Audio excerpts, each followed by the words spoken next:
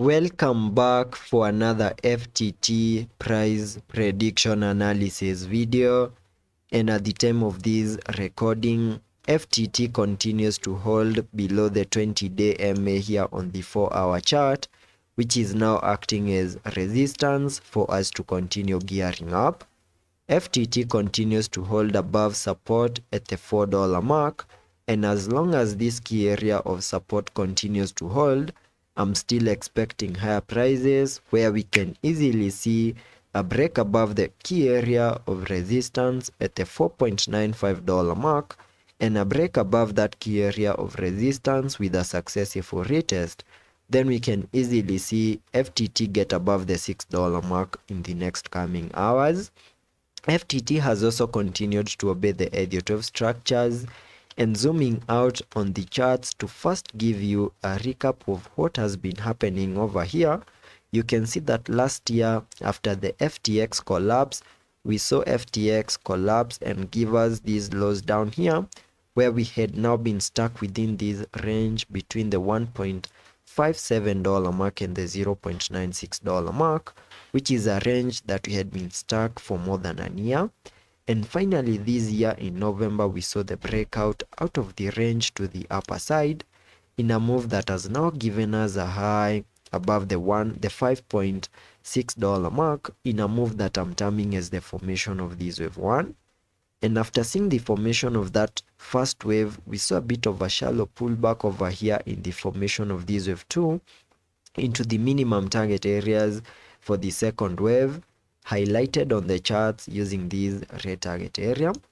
which is an area that I came up with using the Fibonacci's, connecting the fibs from the low of the first wave to the high of that wave 1, giving me a pullback area between the fib level 0.5 and the fib level 0.78, and that is between the $3.25 mark and the $1.9334 mark, which is an area that we didn't fully maximize, though we saw a bit of a reaction of the area starting this upside movement to the upper side over here.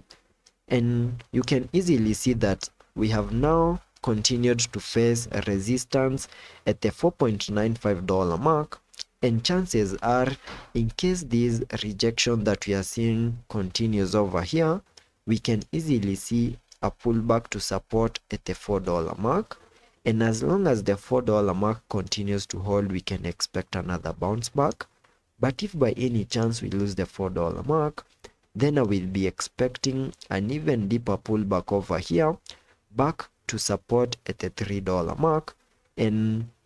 at the $3 mark, we can find support and then get another bounce back once more. But if by any chance we lose the $3 mark, then expect an even more bearish move back into this region over here, highlighted on the charts using this red target area.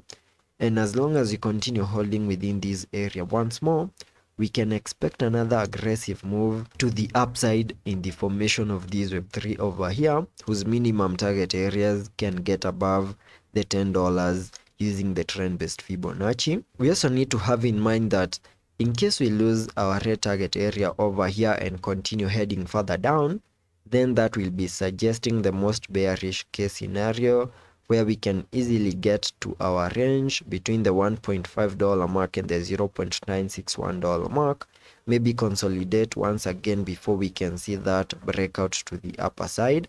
But if by any chance we have some positive news, maybe to the FTX launch,